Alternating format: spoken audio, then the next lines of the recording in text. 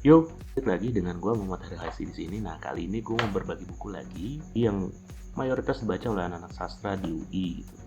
Ya, memang bukunya bagus dan judul bukunya adalah Pengakuan Pariem.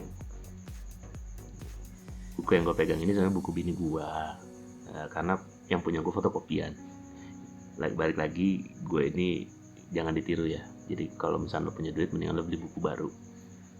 Nah, buku ini cukup berkesan buat gue sebenarnya karena ini menjadi bagian dari tugas ketika gue S2 gitu. Nah, jujur ketika gue S1 gue nggak mengenal buku ini. Yang mengenal buku ini duluan malah bini gue. Kenapa gue mau rekomendasikan buku ini? Karena buku ini cukup menarik buat gue. Pertama itu dari cara penceritaannya. Sekilas memang ini seperti novel ya, tapi cara penceritaannya itu kalau buat gue pribadi ini seperti puisi. Jadi puisi bercerita. Nah, yang gue tahu dan semoga gue bener karena gue udah lama nggak bersentuhan dengan dunia sastra, buku ini sebenarnya bisa dikategorisasikan sebagai prosa liris.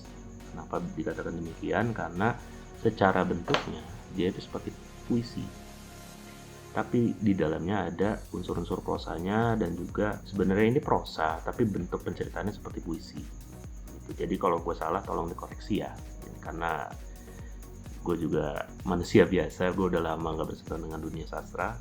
Nah, balik lagi ke soal buku ini. Nah, buku ini ditulis oleh Linus Suryadi AG. Mungkin buat lo yang suka baca buku atau baca novel, ngertilah itu novel atau puisi itu pasti kenal dengan beliau.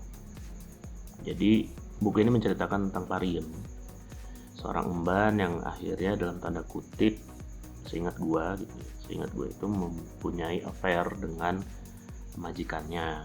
Nah, cuma ya menariknya adalah si Pariem ini dia kayak legowo, terus ya nerimo, bukan legowo sih, lebih ke nerimo nasibnya dan segala macam.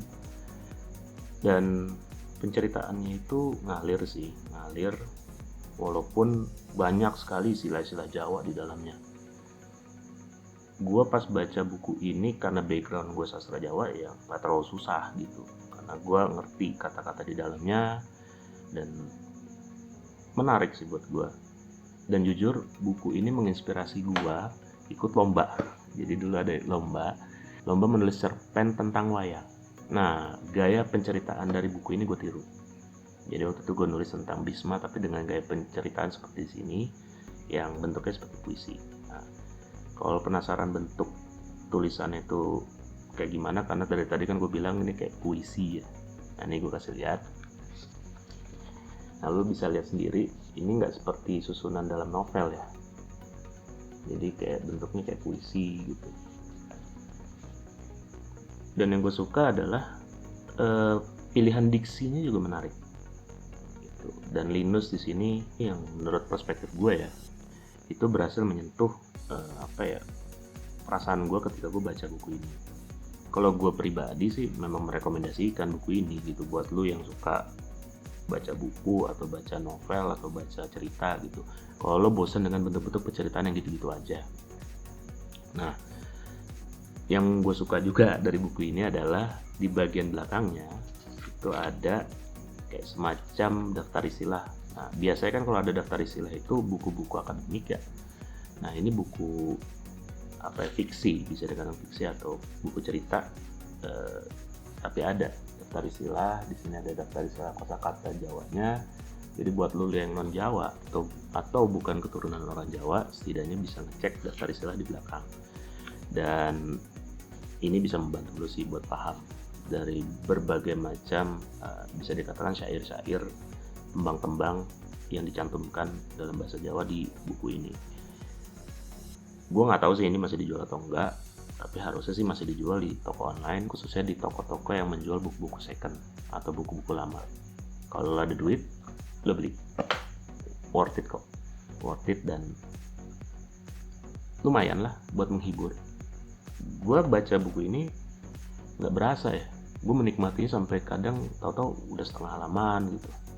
Kalau gue ya, jadi itu aja share gue kali ini. Semoga video gue kali ini atau konten gue kali ini bermanfaat buat lo semua. Dan kalau ada komentar silahkan tulis di kolom komentar. Gue dengan senang hati akan membaca komentar kalian dan membalasnya. Dan kalau lo mau diskusi lebih lanjut sama gue, bisa colek gue di IG. Biasa, gue selalu mencantumkan alamat IG gue di bagian deskripsi.